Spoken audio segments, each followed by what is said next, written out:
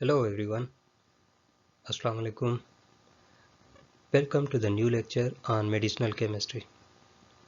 I am Faraz Qurban Rajpur, and in this lecture I will discuss with you about the different biological actions of cortisol on various target organ inside the body. At the end of this lecture, you may also find a quiz for your self-assessment. So let's start the lecture.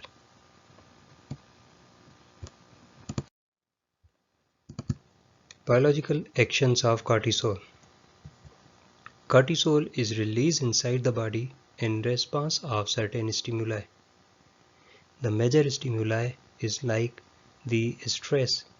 When body is under the condition of stress, means body is facing some kind of irregularity in its normal functioning. It can be related to any type of process that is normally taking place inside the living cell, like it can be a metabolic process. As in case of hypoglycemia, body is facing shortage of glucose. So, in certain type of stress stimuli, hypothalamus sends the signal to the anterior pituitary to release the ACTH. Now, this ACTH will go to the adrenal cortex, which is the region of adrenal gland, and it will cause the release of cortisol. So basically, cortisol is released in order to normalize the function of the body in response of stress.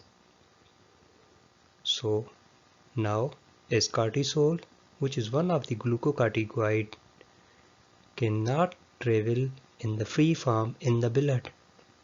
In blood stream, to transport to reach it to its target organ, it needs certain type of transport or carrier proteins.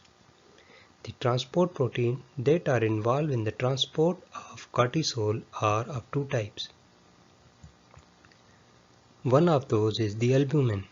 It has been reported that 25% of cortisol is carried to the target organ by the help of albumin, while the remaining 75%, which is the major portion of the cortisol, means the cortisol are mainly carried out by one of the most important transporter, that is the corticosteroid binding globulin, or the other name for this is the transcortin. This transcortin is responsible for the transport of cortisol to the different target organ. Now, there are the different target organ inside the body on which cortisol acts and shows its effect. Like when cortisol reaches the adipose tissues, it causes the lipolysis. We know that adipose tissues are fat tissues. They consist of the triglycerides. So when cortisol reaches the adipose tissues, it initiates the lipolysis, means it causes the conversion of triglycerides into the glycerol and free fatty acids. So over here, breakdown of lipid take place. During this lipolysis, certain amount of energy is also released, and this energy can be used by other different cells of the body, like muscles, to perform their functions. Beside this, cortisol has also effect on the muscle and bones. We know that muscles contain the proteins. They contain the myosin or actin filaments, which are basically the proteins.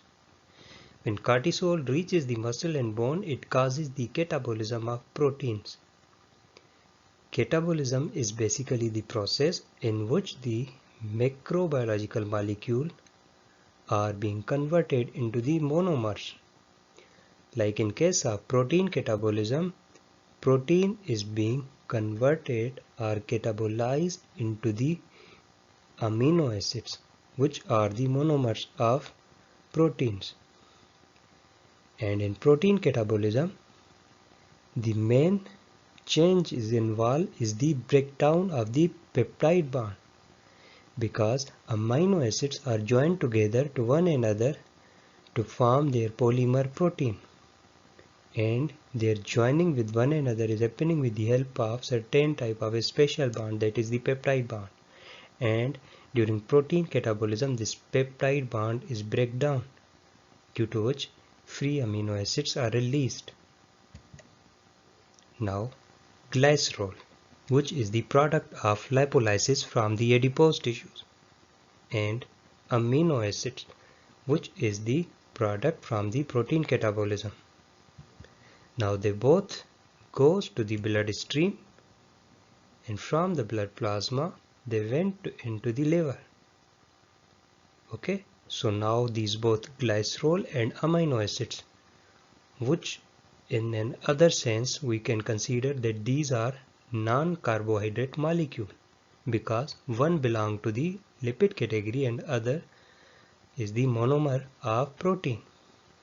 So these two non-carbohydrate molecule will travel from the plasma into the liver, and when cortisol reaches the liver, it performs its major function, which is the regulation of carbohydrate metabolism, because cortisol is one of the most important glucocorticoid, and we know that the one of the important function of glucocorticoid is the regulation of metabolism of carbohydrate, protein and lipids.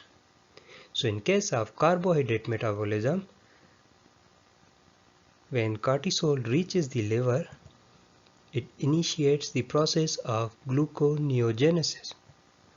Gluconeogenesis is the process in which non-carbohydrate molecule like glycerol and amino acids are utilized for the synthesis of glucose through a cyclic process, that is the gluconeogenesis. So the glycerol and amino acids, which are released from the lipolysis and protein catabolism, will serve as a precursor or will serve as a non-carbohydrate precursor for the synthesis of glucose in the process of gluconeogenesis. And this action is facilitated by the release of cortisol from the adrenal cortex. Besides this, when glucose is being synthesized, so now glucose level will be normalized after a certain amount of time, or after that a level will come when body have an extra amount of glucose. It can be as a result of gluconeogenesis, or it can be comes from the plasma. Now this extra glucose will be utilized and converted into the glycogen, which is the polymer of glucose. This conversion of glucose into the glycogen polymer is known as the glycogenesis. This process of glycogenesis is also being facilitated by the cortisol. So these are the two main important role of cortisol that are involved in the regulation of carbohydrate metabolism. Because if we check that initially the stimuli is the hypoglycemia. Hypoglycemia is one of the stimuli for the release of cortisol. So under the condition of hypoglycemia, cortisol is being released. Okay, so now what have to do?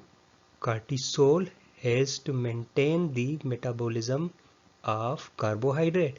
So once it reaches the liver, it initiates the process of gluconeogenesis and glycogenesis, and through these mechanisms it regulates the carbohydrate metabolism. Now let's check its function on the smooth muscles. When cortisol reaches the smooth muscles, it increases sensitivity of adrenergic receptors. When it increases the sensitivity of adrenergic receptors, it causes the release of norepinephrine. Due to the release of norepinephrine, vasoconstriction takes place. And because of vasoconstriction, blood pressure is going to be increased.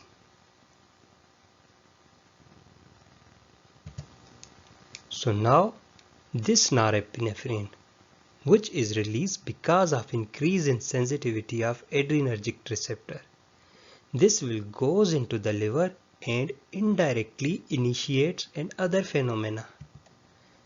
That is the glycogenolysis.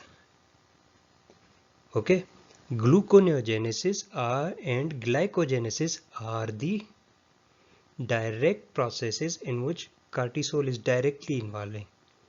But glycogenesis is an indirect process because it releases the norepinephrine, which cortisol, and now this norepinephrine will causes sensitivity of adrenergic receptor.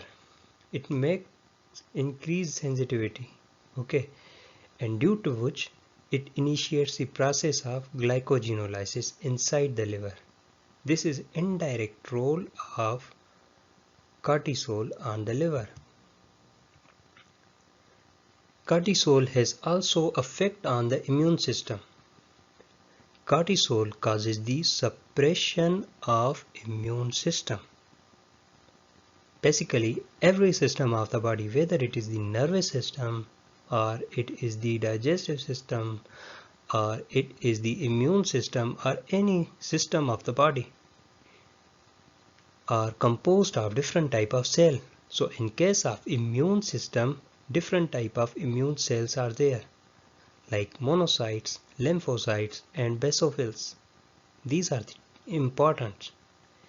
Monocytes and lymphocytes are basically involved in the release of interleukin and cytokinin.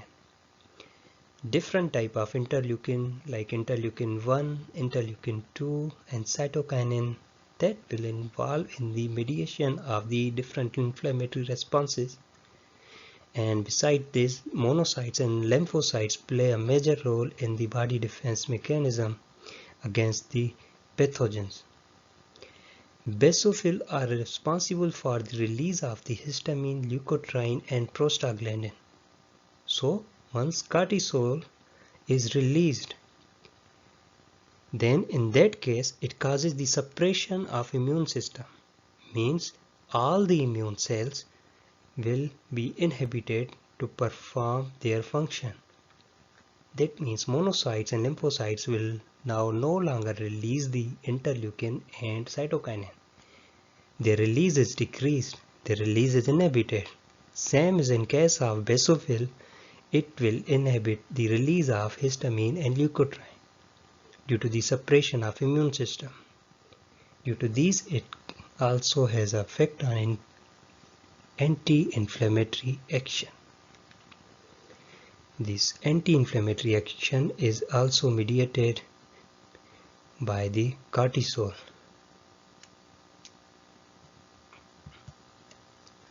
Negative feedback system.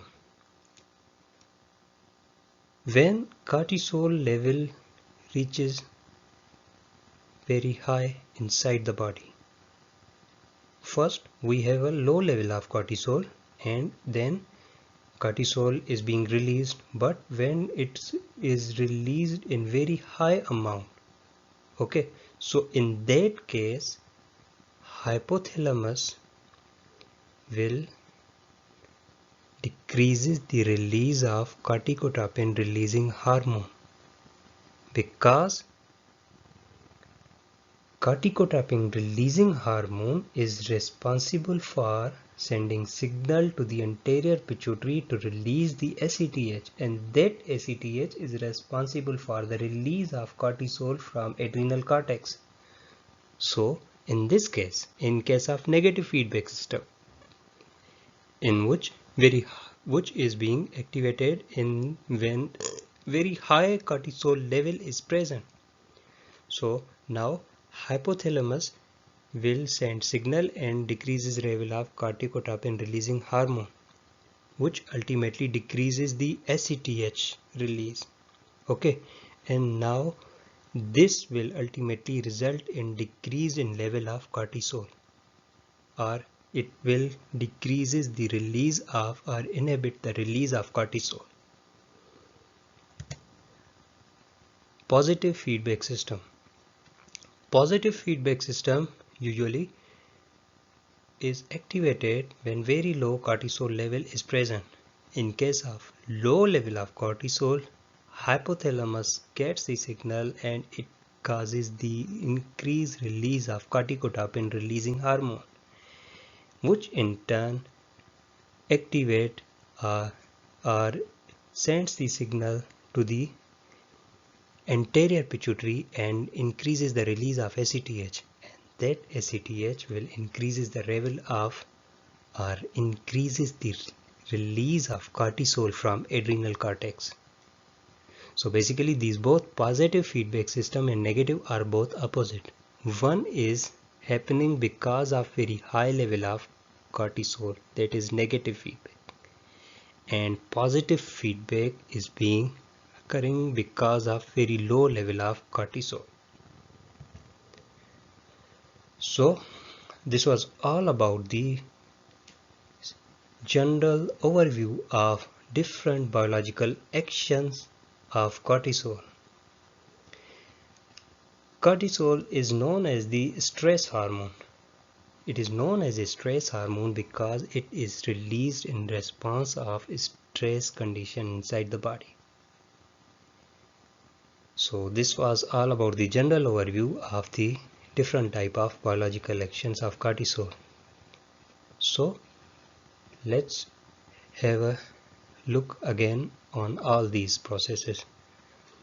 Under a stress condition, ACTH is being released. This ACTH causes the release of cortisol from adrenal cortex. Okay, now cortisol has come into the bloodstream, but in bloodstream it needs certain type of transporters.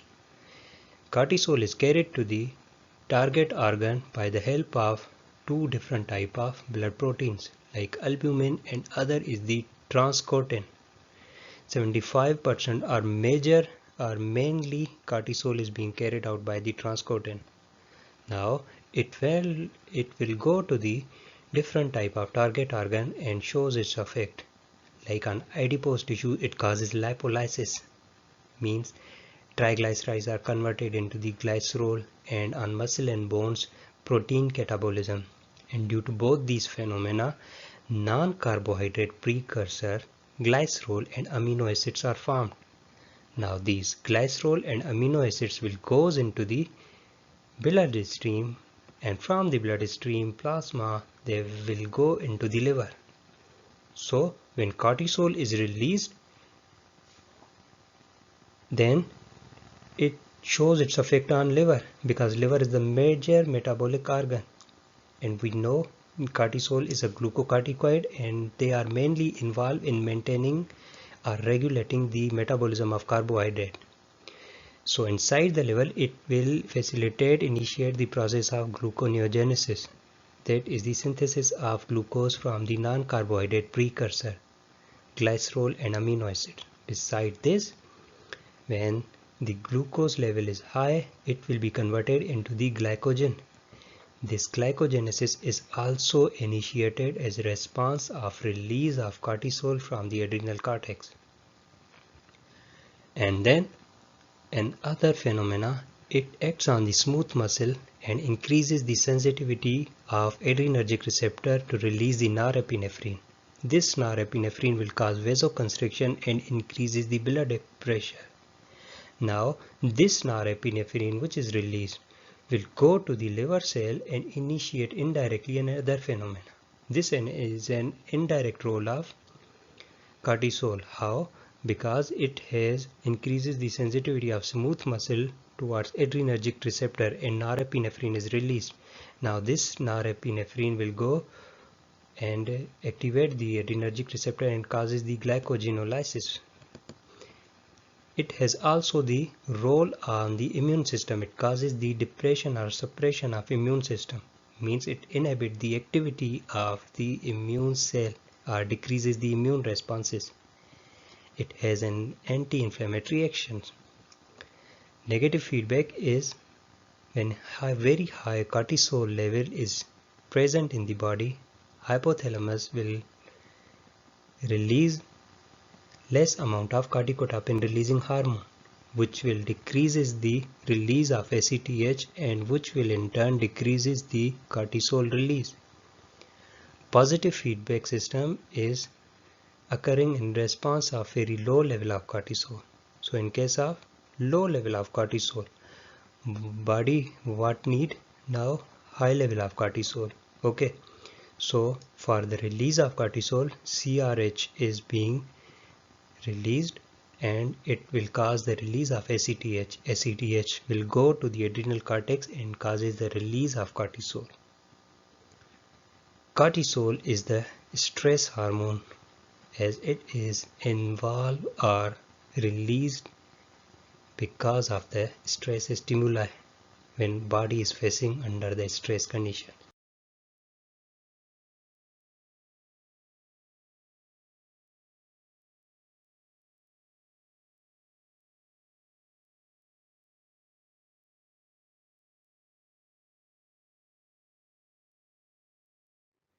Now let's have a quiz.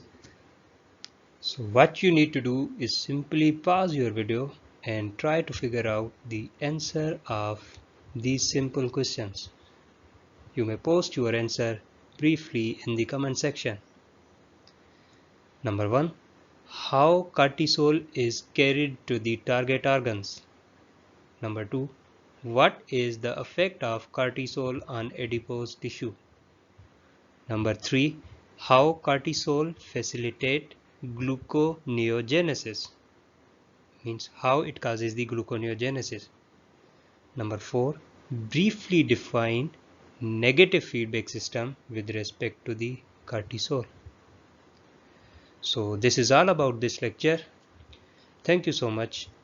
You may post your answers in the comment section, and if you have any question you may ask. Thank you so much. God bless you all.